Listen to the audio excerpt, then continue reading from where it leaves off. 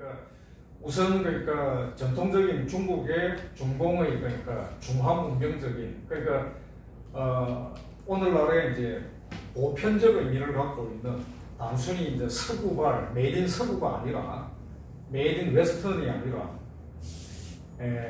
이제 보편 문명으로서의 근대 모던 시빌라이제이션이라고 할 수 있는 그 보편 문명이라고 할 수 있는 이것과는 어떤 다른 그런 과정을 거치지 못한 중국 특유의 그러니까 그런 역사적 전통, 그러니까 서구적 의미에서 오늘날 현대적인 보편 문명적 의미에서 근대화를 거치지 않았던 이런 한계 문제와 그 다음에 이제 두 번째로 그러니까 좌익, 그러니까 마르크스 이래의 그러니까 이런 이제 좌익적 사조가 초래한 그런 어떤 한계 지점.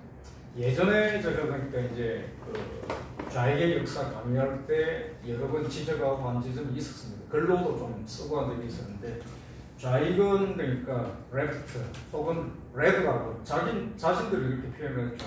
그 자체에 내부적으로 야만성이 정근대적 야만성이 존재한다라는 부분들 이 두 가지가 겹쳐가 있다는 겁니다. 물론 그러니까 보다 더 그러니까 이제 뭐 시시비비 그러니까 고르게 균형 잡힌 평가를 해야 된다는 이제 역사학자들 입장에서는 이제 서구 중심적 사관을 비판하는 이게 이제 유행이었죠.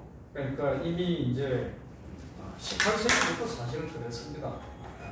17, 18세기 그다음 그 이후로 19세기 또 뭐 20세기 쭉 오늘날까지도 이어지고 있는 서구 중심의 그 사관, 문명사 이런 부분들은 문제점이 있다. 다르게 이제 봐야 된다. 이런 어떤 시각에서는 굉장히 이제 편견이다. 이런 어떤 뭐 지적들이 있긴 합니다.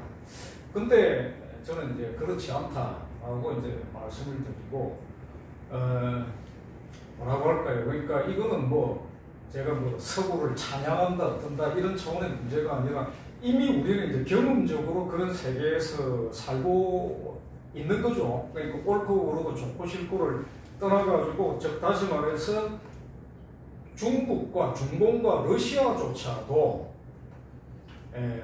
지난 어떤 근현대 시기의 치열한 과정을 거치면서 정말 여러 가지 이제 고통도 참 많았죠. 진보도 이루어지고 하면서 전란도 극심했고, 그러면서 형성되어 있는 현대 세계의 일반적인 어떤 원리 법칙들을 다 같이 공유하고 그렇게 살아가고 있죠.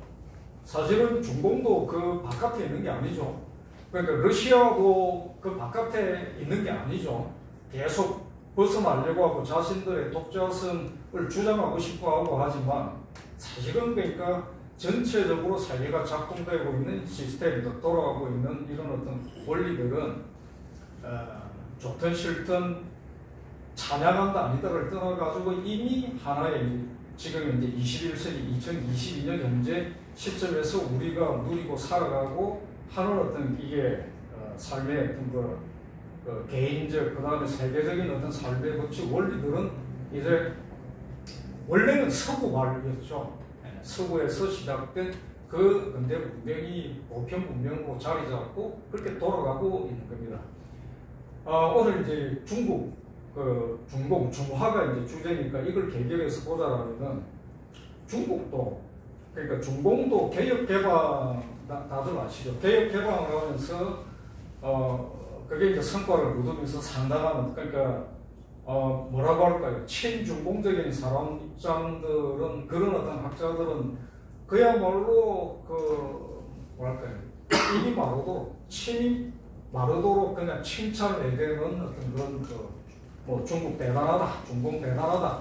앞으로는 미국의 시대는 같고 중국, 중공의 시대와 뭐 이렇게 얘기를 하고 그러지 않습니까? 근데 그 개혁 개방도 사실은 그러니까 따지고 보면은 다른 한편으로 보자라면은 서구가 그러니까 부여한 서구 현대 문명이 자유민주 문명이 부여한 기회였죠. 국제정치적으로 들어가자라면 이제 이런 부분들은 있었습니다. 그 이전에 이미 이제 키신저, 그러니까 닉슨 키신저 시대 때 미중 수교부터가 당시 이제 냉전 시대에 소련의 어떤 그러니까 계속되는 어떤 그러니까 국제 정치적 도발 이런 어떤 팽창 기도를 견제하기 위한 것으로 그 굉장히 어떤 그런데 전략적 방점을 찍고 이루어졌죠. 근데 이제 그때도 저는 사실 그래서 이제 닉슨과 키신저의 미중 수교 그리고 그때부터 조금 형성됐던 중공은 소련과는 좀 다르다라는 어떤 그러니까 문제의식, 기대, 낙관 이런 부분들에 대해서 실수라고 생각하는 좀 그렇지 않다. 그러니까 어떻게 보면 이제 중국은 전통적으로 중국 이제 근대 이전에도 보면 나름대로의 좀 뭐라 할까 나쁜 의미에서든 좋은 의미에서든 좀 정치적 세력미들이 좀 있습니다. 나쁘게 표현하자면 교활한 은사의 측면에서 보면은 러시아보다 윗길입니다. 저는 보이는데 그렇게 좀 개인적으로 좀 보는 편인데 그걸 너무 쉽게 이제 좀 낙관을 했다 이렇게 이제 보는 쪽이고 그 대가를 갖다가 이후에 치르게 됐다 생각합니다. 실제로 당시 닉슨도 이게 혹시 실수가 아닐까 얘기를 했다라는 게 있습니다. 우리가 프랑켄슈타인을 그러니까 만든 것 아니냐 이런 것에 그러니까 그 기대를 해도 괜찮을까 걱정을 했다는 거죠. 그 걱정이 맞았습니다. 사실은 그러니까 프랑켄슈타인입니다. 오늘의 그러니까 중공은 문명사적으로 보자면은 그러니까 중화라는 어떤 그 특유의 그러니까 근대적인 어떤 그 변신, 그 재정리를 거치지 못한 그러니까 전근대적 중화주의 이런 그 한계와 좌익적인 어떤 이런 그러니까 공격성 이런 부분들이 겹쳐가 있는 두 가지 결합되면 프랑켄슈타인이 맞죠. 프랑켄슈타인 다 아시죠? 그 프랑켄슈타인이라는 게 그 막 이래저래 결합시켜가지고 이런 이제 그 예전에 그 영국 이제 그런 소설에서 비롯된 것 아닙니까? 영화도 많이 만들어지고 소설은 아니걸 보셨다 하더라도 영화는 이렇게 보신 분들이 좀 있으실 겁니다. 그래서 이제 뭐 거의 이제 그 보통 명사처럼 이렇게 쓰이죠. 네. 그 이제 바로 이제 그런 거와 같은 모습들을 가지고 있다는 거예요. 그래서 이제 이 지점들을 이제 좀 정확하게 헤아리고 꿰뚫어 볼 필요가 있다. 이걸 제가 특별히 애서 경계심을 가지고서 또 그리고 어떤 그러니까 다급한 어떤 그러니까 우리의 입장에서 다급한 뭐랄까 열망이라든가 문제의식에서 중공을 애서 더욱더 비난하고 이런 차원이 아닙니다. 그러니까 이제 저는 이제 늘 오래전부터 중국 문명의 한계, 그다음 중공의 문제점들은 사실은 그런 지적들한테 꽤 오래됐습니다. 근데 그때 이제 그 많이 들었던 얘기는 조금 심한 것 같다 이런 얘기를 오히려 많이 들었었습니다. 벌써 한 15년 전으로 거슬러 올라가고 그때 시점에서 이런 정도로 긴장이 세지는 않았었죠. 중공의 태도도 이렇게 이제 그러니까 아주 도발적이고 이러지는 않았던 시절 이제 생각이 좀 납니다. 근데 이제 그럼에도 불구하고 이제 중국의 그 고유한 어떤 문제점 같은 게 있었다라는 부분들을 지적을 안 할 수가 없어서 그게 이제 눈에 보였습니다. 근데 지금 이제 이렇게 이제 다 표출돼 나오는데 이거는 이제 역사적으로 스스로 그러니까 자기 갱신을 하면서 극복해 나가지 못한 한계가 있었기 때문에 무엇보다도 그게 굉장히 컸다라는 것들 이제 그 지점들을 그다지 이제 강조를 잘 안 하는 것 같아요. 제가 왜 이 지점에 이제 초점을 맞추어서 관심을 가지고 이제 봐야 된다라고 말씀을 드리는 거라면은 우리가 이제 살아가는 게 보통 지금은 이제 수명이 참 많이 길어졌죠. 최소한 그러니까 80까지 그리고 이제 그 100년 시대 이렇게 이제 얘기를 하고 그러지 않습니까? 근데 이제 어떻든 대체로 그러니까 사람의 이제 삶은 이렇게 돌아가죠. 그러니까 100년 기준으로 보면 될 겁니다. 3대. 그러니까 한 세대를 보통 30년 이렇게 얘기를 하면서 그러니까 그 조부모 시대부터 자신의 시대까지 뭐 30년에서 통상 이제 그 뭐 짧고 길고의 차이가 있지만 그러니까 대체로 이제 그러니까 90년, 즉 100년 정도를 육박을 하는 이게 그 시기를 3대가 사실은 그러니까 다 개인차가 다 있습니다만은 시대를 공유를 하면서 목적으로도 그러니까 그 개개인의 그 차이들은 다 있다 하더라도 대체로 일반적으로는 조부모도 그 존재를 인식은 하게 되죠. 그렇죠? 뭐 그런 어떤 그 태어났을 때 그 부모님이 있고 그 다음에 조부모님 세대도 있고 이렇게 되는 겁니다. 그 자신도 마찬가지로 이렇게 쭉 그래서 보통 3대 90년 내지는 통상 그러니까 그 수명이 더욱더 길어서 한 100년 이렇게 볼 수 있을 겁니다. 100년의 시대를 사실은 그러니까 물론 세대차가 있고 굉장히 많이 바뀌어나가고 하면서도 적어도 100년 동안은 기억을 어느 정도는 현실감 있고 공유를 좀 하게 됩니다.